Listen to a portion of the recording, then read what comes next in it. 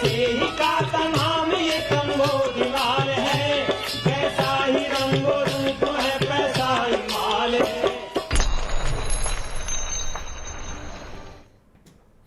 नमस्कार, मनी 9 के पसंदीदा कार्यक्रम मनी सेंट्रल में आप सभी का स्वागत है। मैं हूं विपुल सिंह। आपकी जेब से लेकर के देश की इकॉनमी पर असर डालने वाली तमाम महत्वपूर्ण खबरें लेकर के हम पहुंच चुके हैं अपने स्टूडियो, और इन तमाम खबरों के विश्लेषण के लिए हमारे साथ जुड़ चुके हैं वरिष्ठ आर्थिक पत्रकार पवन कुमार जी। पवन जी, कार्यक्रम में बहुत बहुत स्वागत है आपका। नमस्कार। नमस्कार। और आपके साथ खबरों का विश्लेषण शुरू करें उससे पहले अपने दर्शकों को फटाफट ये बता देते हैं कि आज के मनी सेंट्रल में हम किन महत्वपूर्ण बिंदुओं पर, किन महत्वपूर्ण खबरों पर चर्चा करने वाले हैं, नजर डालते हैं ऑन द शो पर। अमेरिका में एक बार फिर ट्रंप सरकार, जी हाँ, अमेरिका में अभी तक के जो रुझान मिल रहे हैं उसमें एक तरीके से स्पष्ट है कि अब दोबारा ट्रंप सरकार वहाँ पर बनने जा रही है। प्रधानमंत्री नरेंद्र मोदी ने बधाई दी है, लेकिन इन सब के बीच में भारत के लिए इस बदलाव के क्या कुछ मायने हैं, आज डिटेल में होगी इस पर बातचीत। इसके अलावा खरीफ सीजन में बम्पर पैदावार, जी हाँ, बम्पर पैदावार से क्या महंगाई जो खाने की है उसमें कमी आएगी, ये भी करेंगे, इस पर भी करेंगे चर्चा। इसके अलावा म्यूचुअल फंड निवेशकों के हित में सेबी का बड़ा फैसला, क्या है वो बड़ा फैसला और उससे आप पर क्या असर पड़ेगा, ये भी आज हम बातचीत करेंगे। इसके अलावा कर्ज देने की रफ्तार बढ़ाएंगे सरकारी बैंक, और लगातार जो है बैंकों को लेकर के हम बातचीत कर रहे हैं, और आज क्या कुछ अपडेट है इस पर भी हम बातचीत करेंगे।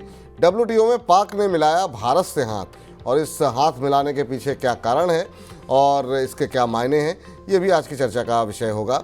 और साथ ही साथ पेंशन स्कीम में बड़े बदलाव की तैयारी, और बड़े बदलाव क्या कुछ हो रहे हैं इस पर भी हम करेंगे बातचीत। लेकिन सबसे पहले बात करेंगे अमेरिका में हो रहे राष्ट्रपति चुनाव को लेकर के। लंबी कवायद के बाद अमेरिका ने अपना अगला राष्ट्रपति चुन लिया है। डोनाल्ड ट्रंप दुनिया की सबसे बड़ी महाशक्ति अमेरिका के दूसरी बार राष्ट्रपति बनने वाले हैं। इस चुनाव में डेमोक्रेट उम्मीदवार कमला हैरिस को पराजय हाथ लगी है, जबकि ट्रंप ने 315 वोटों के साथ जीत का दावा किया है। माना जा रहा है कि अमेरिका के चुनाव दुनिया के कई देशों के लिए काफ़ी महत्वपूर्ण है। इनमें चीन, इजराइल, ईरान, यूक्रेन और रूस काफ़ी प्रमुख हैं। चीन को अमेरिका का सबसे बड़ा आर्थिक प्रतिद्वंदी माना जाता है। ट्रंप पहले ही चीन के खिलाफ ट्रेड वॉर की बात कह चुके हैं। उन्होंने पिछले कार्यकाल में चीनी आयात पर $250 अरब का टैरिफ लगाया था। इस साल ट्रंप ने कहा था कि अगर वो जीत जाते हैं तो चीनी माल पर 100% तक टैरिफ बढ़ा देंगे। सर, एक एक करके तमाम पहलुओं पर बातचीत करेंगे, और इस पर थोड़ा सा डिटेल में हम लोग बातचीत करेंगे कि आखिर में इस जीत के मायने क्या हैं, क्योंकि दुनिया भर की निगाहें इस चुनाव के ऊपर लगी हुई थी। सबसे पहले तो बात करेंगे अंतर्राष्ट्रीय स्तर पर क्या कुछ बदलते हुए आप देख रहे हैं। तो पहले तो एक जनरल व्यू, उसके बाद से हम भारत और बाकी इर्द गिर्द के जो हमारे देश हैं उस पर थोड़ी सी बातचीत करेंगे। विपुल नमस्कार। देखिए, ट्रंप का आना पूरी दुनिया में इकोनॉमी, ट्रेड मतलब इंटरनेशनल ट्रेड, डिप्लोमेसी और कंट्री टू कंट्री रिलेशंस, खासकर हमारे साउथ एशिया में, जहाँ पे हमारे बगल में पाकिस्तान बैठा हुआ है, जो मेजर एरियाज हैं जहाँ इम्पैक्ट करेगा, वो जिसमें हम शुरुआत कर रहे हैं यहाँ से, हिंदुस्तान और हिंदुस्तान के आसपास के जो देश है साउथ एशिया के लिए कितना इम्पैक्ट करेगा।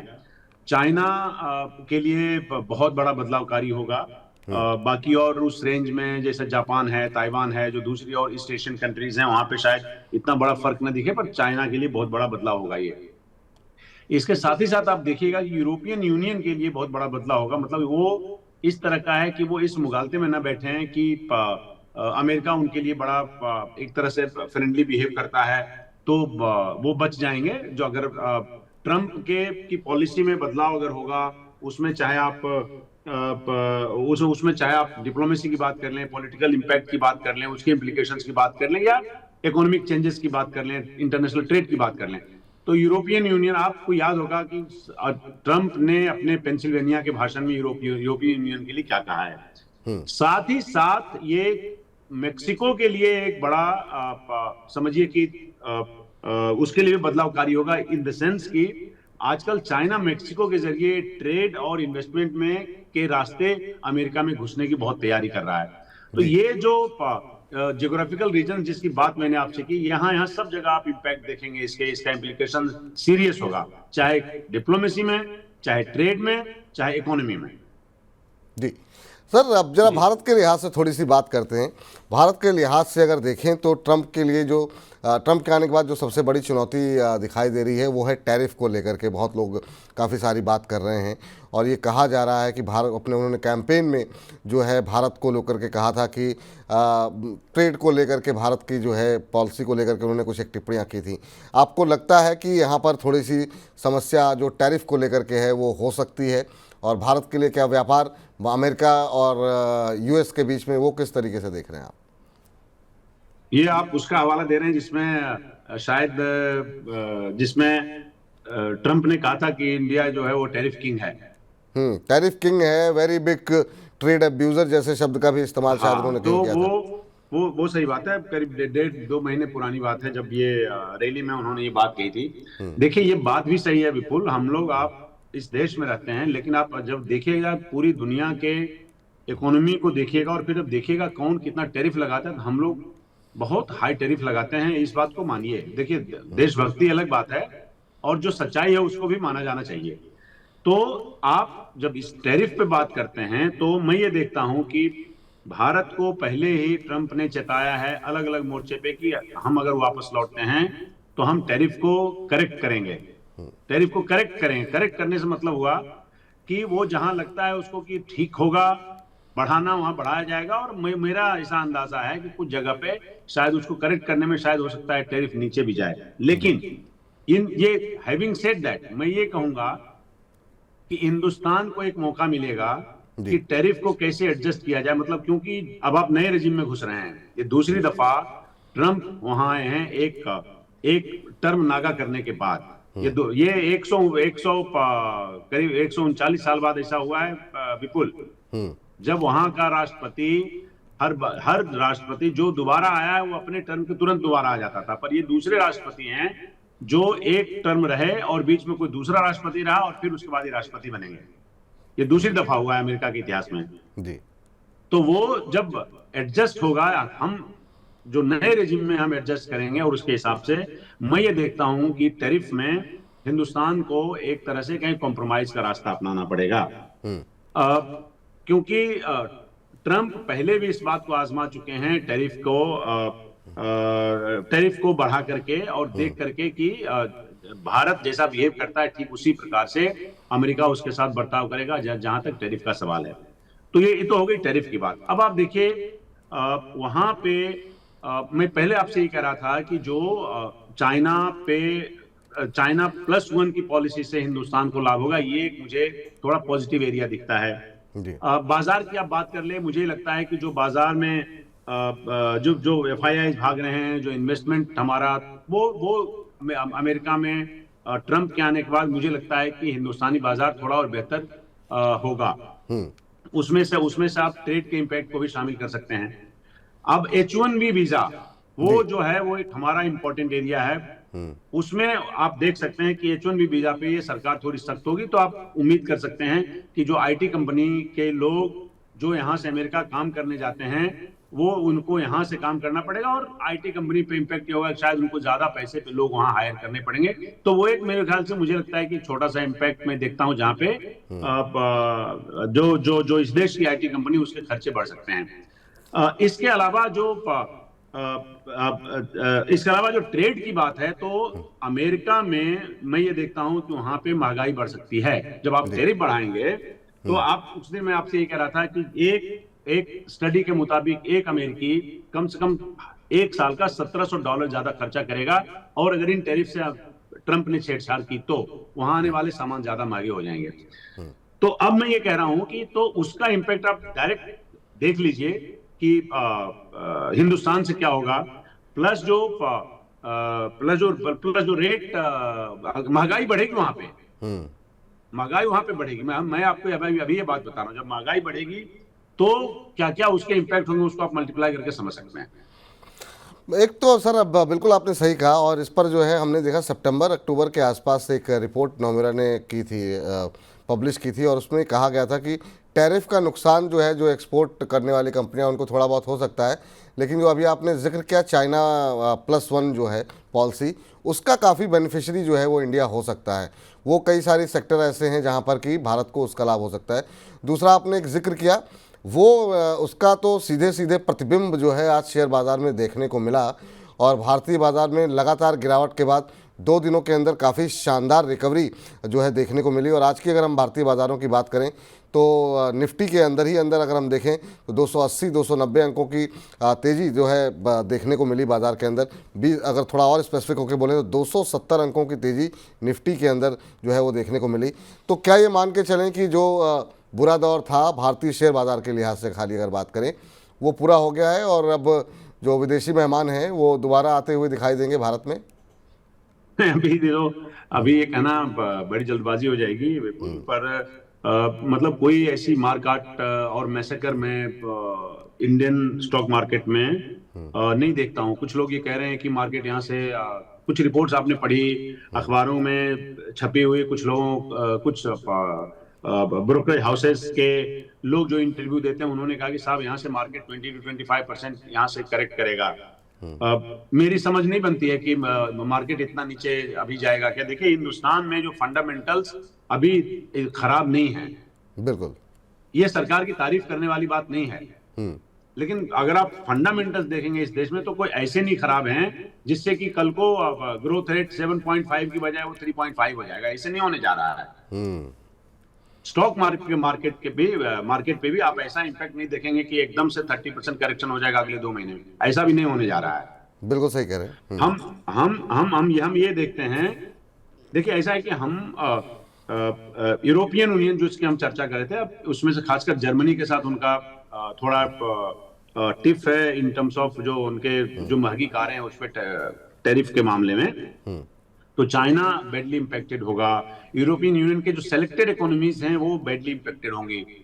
भारत को मोटे तौर पे अगर आप ये कहेंगे कि इंडिया के लिए गुड है या बैड है, इंडिया के लिए गुड बैड में मैं इसको नहीं देख रहा हूँ। मैं देख रहा हूँ इसको एकदम बीच का रास्ता। इंडिया ऐसा कोई बैडली इंपैक्टेड नहीं हो जाएगा कि कल को हम लोग बेपटरी हो जाएंगे, ऐसा नहीं हो जाएगा। ठीक।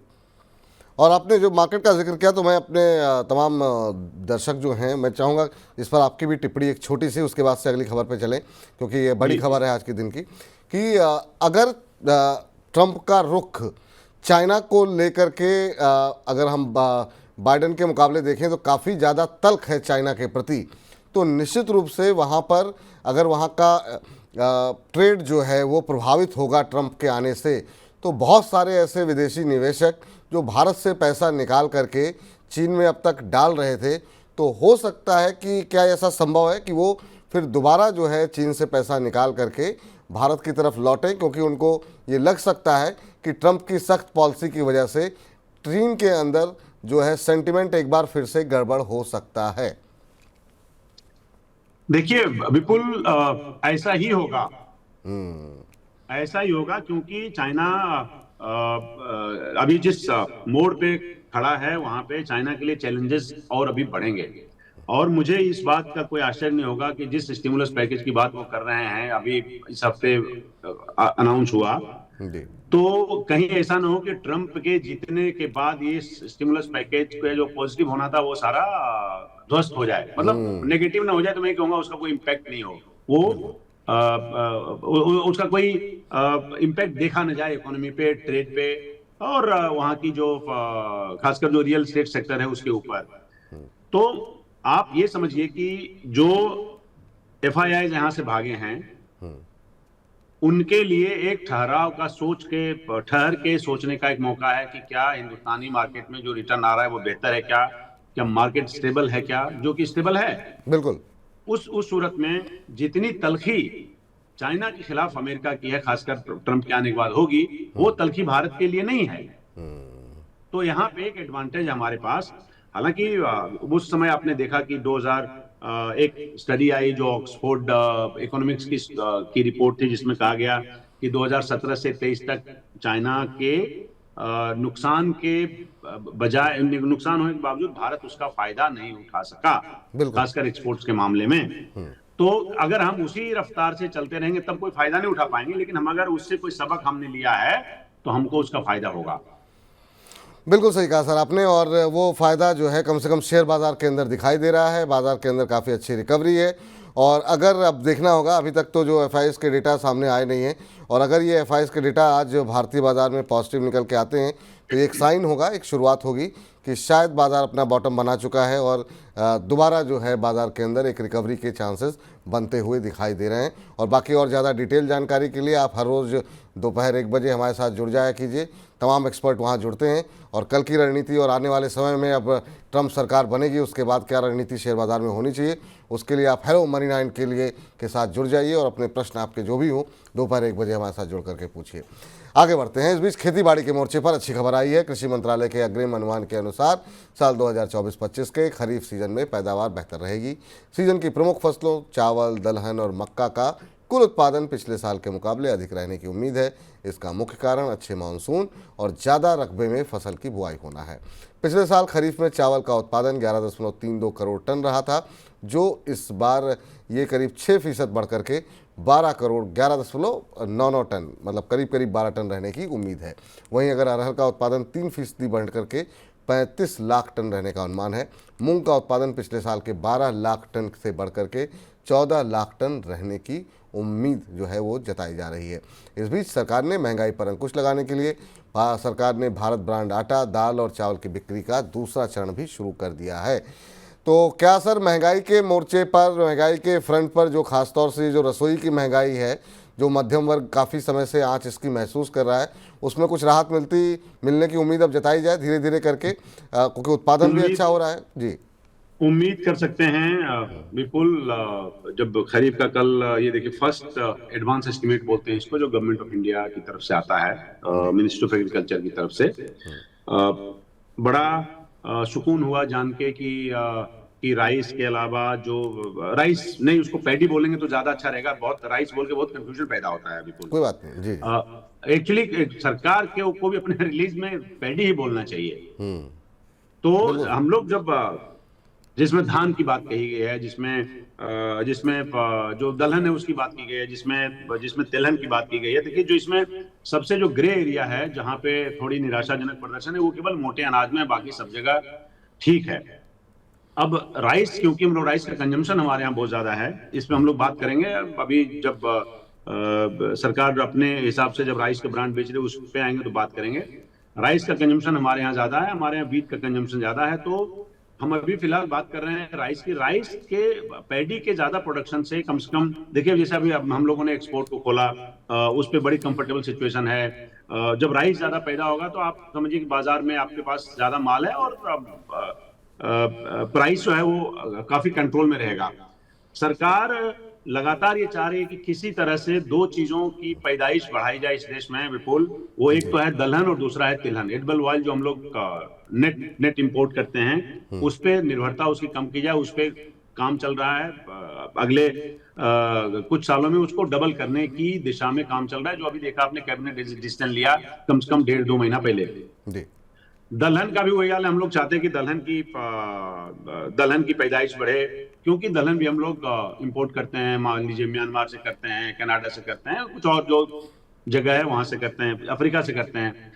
तो वो खरीफ के सीजन में जो दलहन की पैदावार बढ़े, ये एक बड़ा मतलब ये अच्छी खबर है इस सेंस में कि इससे हमारे निर्भरता दलहन की कम होगी।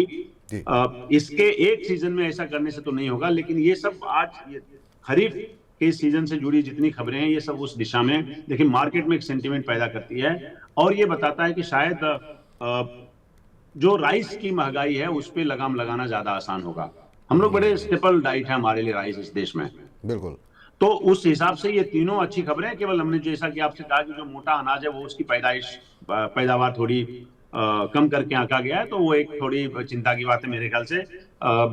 आगे वो एक चैलेंजिंग एरिया रहेगा, खासकर तब जब सरकार इस बात पर जोर दे रही है कि इस देश में लोग मोटे अनाज का प्रयोग ज्यादा करें हेल्थ के हिसाब से। सब्जियों की महंगाई से कब मुक्ति मिलेगी सर?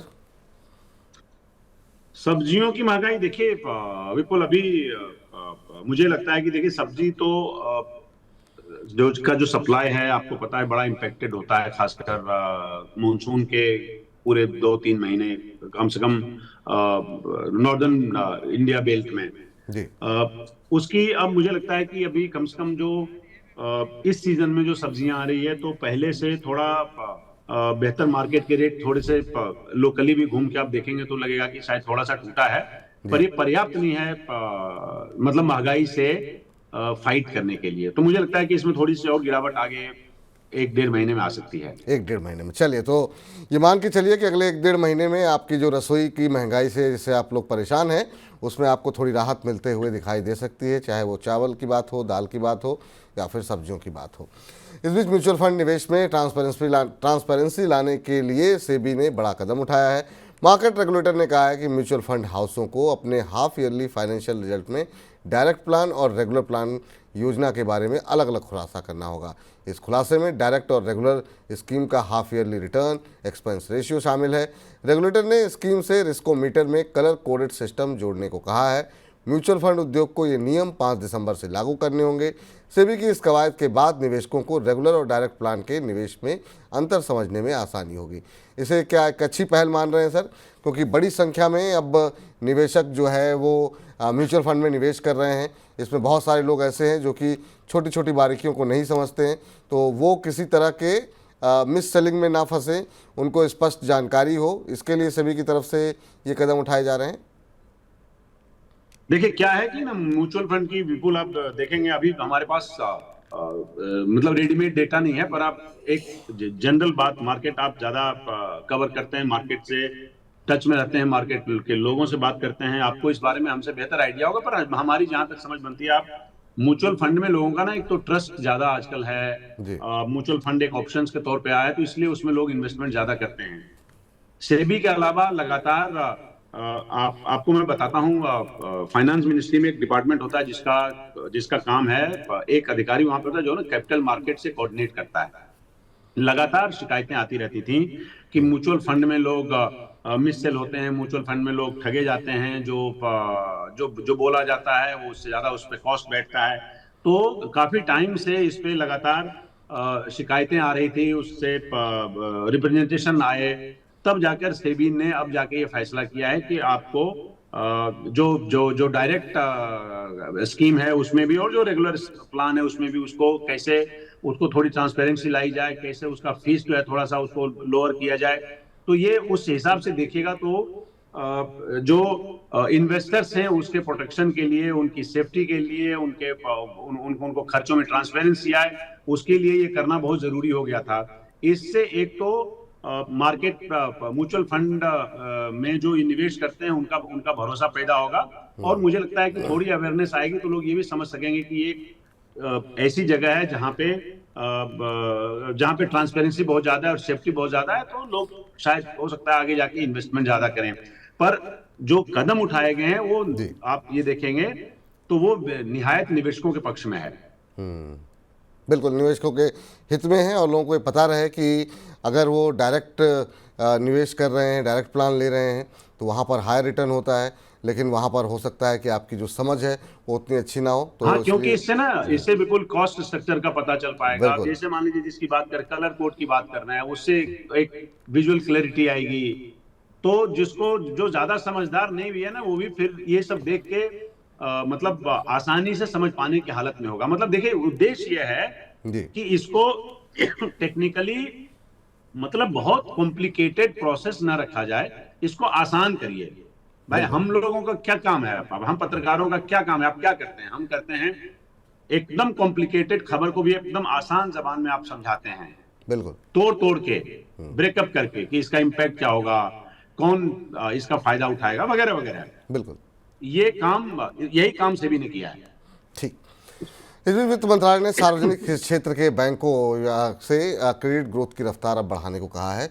मंत्रालय ने कहा कि इसके लिए पीएसबी लो कॉस्ट वाले करंट और सेविंग अकाउंट्स के जरिए डिपॉजिट बढ़ाने पर फोकस करे। वित्तीय सेवा सचिव एम नागराजू ने सरकारी बैंकरों के साथ समीक्षा बैठक में कहा कि उन्हें अपने वित्तीय और परिचालन ढांचे को और मजबूत करना होगा। साथ ही बैंकों को उभरते बाजार की गतिशीलता और साइबर सुरक्षा से जुड़ी ज़रूरतों पर ज़्यादा ध्यान देना होगा।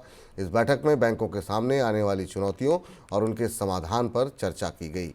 बैंकिंग को लेकर के सर लगातार जो है लोग जो है टिप्पणियां लगातार आ रही हैं, लेकिन इस सब के बीच में मोतीलाल ओसवाल की एक रिपोर्ट भी सामने आई है। उसके मुताबिक लोन वृद्धि में सबसे बड़ी गिरावट और बैंकों के आक्रामक तरीके से जमा राशि जुटाने के प्रयासों का क्रेडिट डिपॉजिट रेशियो 30 महीने के अब निचले स्तर पर आ गया है। विश्लेषकों का मानना ये है कि आने वाले महीनों में सीडीआर जो है उसमें और गिरावट देखी जा सकती है।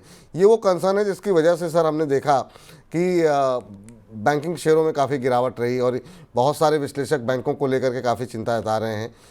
तो ये जो चिंताएं जताई जा रही हैं वो कहीं ना कहीं जायज़ है सर? ये मोतीलाल ओसवाल की रिपोर्ट का हवाला दे रहे थे आप अभी? जी जी बिल्कुल बिल्कुल बिल्कुल। अच्छा, नहीं, कुछ और एजेंसियों ने इसको इसको इस पे स्टडी किया और उस पे रिपोर्ट निकाला, जिसमें देखिए जो हवाला दिया आपने उसमें कि करीब 2.5 साल में ये सबसे ज्यादा गिरावट है क्रेडिट में। विपुल, मुझे कई बार लगता है कि इस बार जैसे आप देखेंगे जो क्रेडिट ग्रोथ है, जैसे 9 महीने, मैं कैलेंडर ईयर की बात कर रहा हूं, आप जनवरी से देखेंगे, जनवरी से लेकर सितंबर तक में, तो आपको क्रेडिट में आपको 8% की गिरावट मिली दिखेगी, और जो डिपॉजिट है उसमें करीब करीब आपको 1.6 मतलब 1.5% के आसपास वो अप है। ये बहुत बड़ी कहानी कहता है। इसमें से शायद ये भी वजह हुई होगी कि आपने जो देखा ये जो मार्केट में जो हालात हैं, जो सामान की बिक्री नहीं हो रही है, जो खासकर ऑटो सेक्टर में जो आपने देखा, इवन ऑटो सेक्टर में, और उसके जो इलेक्ट्रिक व्हीकल्स वगैरह हैं वो सब, तो क्रेडिट ग्रोथ, अब आ जाते हैं कि क्रेडिट ग्रोथ कम क्यों है। इसमें से एक ये भी है कि शायद कहीं कहीं एक स्लो डाउन सा दिख रहा है, और जिसकी वजह से क्रेडिट ग्रोथ बढ़ाने के लिए सरकार लगातार दबाव डाल रही। लेकिन क्रेडिट ग्रोथ, मैं ये मानता हूं कि ये बैंकिंग सेक्रेटरी के कहने से क्रेडिट ग्रोथ नहीं बढ़ जाएगा। क्रेडिट ग्रोथ बढ़ेगा तब जब मार्केट में थोड़ी बॉयंसी आएगी। अभी आप देखेंगे कि जो खासकर सेकेंड हाफ है हमारा, अभी अक्टूबर से लेकर दिसंबर और जनवरी से लेकर मार्च तक, उसमें इकोनॉमी कैसी करती है, ग्रोथ कैसा है, सेल्स कैसा है, ये सब देख के, कंपनियों की अर्निंग्स आपने देखा कि कैसी खराब रही। उस सूरत में हमें लगता है कि अब इस सेकेंड हाफ में थोड़ा सा बेहतर हो सकता है, लेकिन फिर भी अभी चैलेंजेस बहुत है, खासकर क्रेडिट बैंकों के क्रेडिट एरिया में। ठीक सर।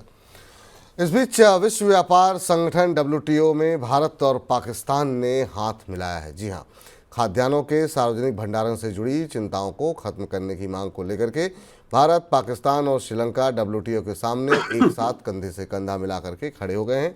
भारत और कई अन्य देश पिछले 1 दशक से सार्वजनिक भंडारण के मुद्दे को हल करने की मांग कर रहे हैं ताकि गरीब और विकासशील देशों के हितों की रक्षा की जा सके। लेकिन अमेरिका, यूरोपीय यूनियन के साथ कनाडा और ऑस्ट्रेलिया इसमें बाधा खड़ी कर रहे हैं। भारत, पाकिस्तान और श्रीलंका एक साथ मिलकर के कृषि उत्पादों के आयात में वृद्धि को रोकने के लिए विशेष सुरक्षा उपायों की भी मांग कर रहे हैं और विश्व व्यापार संगठन की कृषि समिति से ये मांग की जा रही है। सर, इस बात को किस तरीके से समझा जाए, जरा पहले तो इस खबर को जरा हमारे दर्शकों को समझाइए। और इसमें विपुल क्या है कि देखिए, कृषि हमारे लिए बड़ा नाजुक एरिया है। वो श्रीलंका के लिए भी है, वो पाकिस्तान के लिए भी है, ये कोई हमसे बेहतर थोड़ी नहीं है। तो हमारे यहाँ जो जैसे जो प्रोक्योरमेंट है या जो किसानों के ऊपर जैसे मार्केट खोलने की आप बात करते हैं, इसमें यह है कि कृषि से जुड़े हुए मुद्दे जो WTO में आप उठाएंगे, वो हमारा सबका कहना है कि उसमें जो ऑलरेडी कमेटी बनी हुई है वही उस पर फैसला करेगी। इसमें कोई भी नई किस्म की व्यवस्था आप लाना चाहेंगे, कोई भी किसी भी नई स्ट्रक्चर के साथ अगर इसको आप सॉल्व करना चाहेंगे, तो वो हमारे यहाँ जो एग्रीकल्चर है उसको इम्पैक्ट करेगा। तो हमारे यहाँ भी करेगा और बाकी और देशों में भी करेगा जो हमारी बराबरी की इकोनॉमीज हैं। तो इसको सिर्फ ऐसे समझा जाए कि ये बड़ा लंबे टाइम से चल रहा हुआ मुद्दा है WTO में। जब हम कृषि को लेकर, देखिए कृषि को लेकर हम बड़े प्रोटेक्टिव रहते हैं, हमारे पास उसकी वजह है क्योंकि हमारे यहाँ 65% लोग जो है वो कृषि पर निर्भर हैं। हम कनाडा और दूसरे जो डेवलप्ड कंट्रीज हैं उसकी बात मान के कृषि को हम ऐसे नहीं एक्सपोज छोड़ सकते जहाँ पे कल को हमें दिक्कत आ जाए हमारे किसानों को। इसलिए ये खबर जो है हमारे लिए अभी इतना समझने के लिए है कि अभी ये जिस बहस की बात कर रहे हैं और जिस डिस्कशन की बात कर रहे हैं, ये अगले अभी कुछ महीने और कंटिन्यू रहेगा। लेकिन कोई इसमें हाथ मिलाने जैसी बात इसलिए कह रहे हैं क्योंकि इंडिया और पाकिस्तान की बात है, लेकिन कोई इसका अभी नेगेटिव इंपैक्ट हमारे ऊपर नहीं होने जा रहा है, ये समझ लीजिए, क्योंकि इसमें भी कोई फाइनल डिसीजन नहीं होगा। ठीक, इस बीच केंद्र सरकार असंगठित क्षेत्र के कामगारों के लिए चलाई जा रही फ्लैगशिप पेंशन स्कीम में बड़ा बदलाव करने जा रही है। श्रमयोगी मानधन स्कीम में बदलाव के लिए केंद्रीय श्रम एवं रोजगार मंत्रालय ने खाका तैयार कर लिया है। पेंशन स्कीम में शामिल होने के लिए कामगार की आयु और वेतन की सीमा को बढ़ाने पर विचार किया जा रहा है। अभी इस योजना में 40 साल तक के वो कामगार शामिल हो सकते हैं जिनका वेतन 15,000 रुपये तक है। साथ ही कॉमन सर्विस सेंटर के अलावा इंडिया पोस्ट पेमेंट बैंक और अन्य वित्तीय संस्थाओं में भी पेंशन खाता खुलवाने की सुविधा दी जाएगी। सर, मुख्य तौर पे कौन कौन से लोग इससे सीधे सीधे लाभान्वित होने जा रहे हैं और क्या कुछ इसकी रूपरेखा होगी, इसके बारे में जरा हमारे दर्शकों को जानकारी दीजिए। विपुल, क्या है कि एक स्कीम है जिसको बोलते हैं प्राइम मिनिस्टर श्रम योगी मनधन योजना। इसमें 18 से इसका बेसिक स्ट्रक्चर समझिएगा। इसमें 18 से 40 साल के वो जो असंगठित क्षेत्र के मजदूर हैं जो इस स्कीम के अंतर्गत आते हैं। इसमें इसके प्रावधान इस प्रकार हैं कि जैसे फर्ज करिए कि मैं और आप वहां पे हैं, तो इस आयु वर्ग में हम लोग मान लीजिए एक 200 रुपए पेंशन स्कीम में जमा करते हैं, तो आप 200 रुपए करेंगे तो सरकार भी 200 रुपए करेगी। आप अगर 150 रुपए करेंगे तो सरकार भी 150 रुपया उसमें करेगी। इस प्रकार से जब आपकी एज हो जाएगी तो उस सूरत में आपको सरकार जो है वो करीब 3,000 ओल्ड एज पेंशन देगी। अब समझने वाली बात यह है कि इसकी सीमा आयु की सीमा अगर सरकार बढ़ा रही है और वेतन की सीमा बढ़ा रही है, इसका मतलब एक समझिए इसका एम्बिट बढ़ने वाला है, तो ज्यादा लोग इसके दायरे में आ सकेंगे। ज्यादा अभी जैसे 40 साल के है, अब 40 साल का बढ़ाएंगे तो नेचुरली उसमें ज्यादा लोग आपको शामिल करने पड़ेंगे। तो ये देखिए स्कीम तो अच्छी है, लेकिन यह है कि अगर उसका लिमिटेड लोगों तक फायदा पहुंच रहा है तो उस स्कीम का कोई अर्थ नहीं है। अब आप उसको ज्यादा लोगों को एज बढ़ा करके उसको ज्यादा लोगों को एम्बिट में ला रहे हैं, तो ज्यादा लोग उसके लिए फायदा उठा पाएंगे। ये इस योजना की खासियत है। चलिए, तो बिल्कुल अच्छी बात है कि ज़्यादा से ज़्यादा लोगों तक जो है पेंशन योजना का लाभ पहुँचे। और इसी के साथ अब मनी सेंट्रल को समाप्त करने का समय हो गया है और बहुत बहुत शुक्रिया। एक बात इस पर हम लोग थोड़ी और चर्चा कर सकते थे विपुल जी। एक मिनट में मैं इसको समेटने की कोशिश करता हूं। आराम से। जैसे जो सरकार मुझे इस बात से हंसी आ रही थी कि आप देखिए क्या है ना, महंगाई कम करने के लिए सरकार का काम, महंगाई कम करने के लिए सामान बेचना ही सरकार का काम है नहीं एक्चुअली। ये सब आप वोट के लिए करते हैं, दिखावे के लिए करते हैं। जो सरकार अभी केंद्रीय भंडार से आप बेचेंगे चावल और गेहूं, ये सरकार का काम। कितने केंद्रीय भंडार हैं इस देश में? 140 भी नहीं होंगे। मैं ज्यादा बोल रहा हूं, और भी कम होंगे। उसके जरिए इस देश में कितना चावल आप बेच लेंगे और नेफेड के स्टोर के जरिए कितने गेहूं बेच लेंगे आप। तो मेरा ही मानना है कि ये ऑप्टिक्स है। ये आप फोटो खिंचवा सकते हैं इसके साथ, गाड़ी में उनके जो मोबाइल वाहन है उसके साथ जाके फोटो खिंचवा सकते हैं। जो रिटेल कस्टमर है उसको 2 बोरी आटा और गेहूं देके आप फोटो खिंचवा सकते हैं। पर ये सब के लिए तो ये सही है, लेकिन महंगाई कम करने की एक कवायद नहीं है। महंगाई कम करने के लिए कवायद दूसरी है, जिसको हम लोग आलस में करना नहीं चाहते। तो ये सब दिखाने के लिए आप करते हैं, लेकिन ये सरकार का काम सामान बेचना नहीं है। सरकार सामान बेच नहीं सकती, वो सरकार के बस का नहीं है। बिल्कुल सही कहा सर। और ख़ास तौर से ऐसे इंफ्रास्ट्रक्चर में जब आपके पास पर्याप्त, जैसा आप बता रहे हैं कि 140 भी नहीं है, तो ऐसे में कितने लोगों को उसका लाभ मिलेगा? ये मतलब फोटो खिंचवाने में ठीक लगता है, वोट मिल जाते हैं इससे। वोट मिल जाते हैं। चलिए खैर, नेताओं लोगों की अपनी मजबूरियां हैं, वोट भी मिलना जरूरी है। बहुत बहुत शुक्रिया सर, बहुत बहुत धन्यवाद आज की इस चर्चा में बहुत डिटेल में बातचीत करने के लिए तमाम विषयों को लेकर के। और अपने दर्शकों को बता दें कि ट्रंप सरकार को लेकर के अभी भी हमारी खास कवरेज जो है वो लगातार जारी रहेगी और इसके और ज़्यादा इम्पैक्ट पर हम आगे आने वाले दिनों में जो भी अपडेट्स यूएस से आएगी, अमेरिका से आएगी, वो आप लोगों के साथ साझा करेंगे। भारतीय बाज़ार पर क्या असर हो रहा है उसके बारे में भी आपसे और ज़्यादा विस्तारपूर्वक बातचीत हम करते रहेंगे। तो मनी 9 पे अपनी निगाहें आप बनाए रखिए। मुझको फ़िलहाल के लिए इजाज़त दे दीजिए। नमस्कार।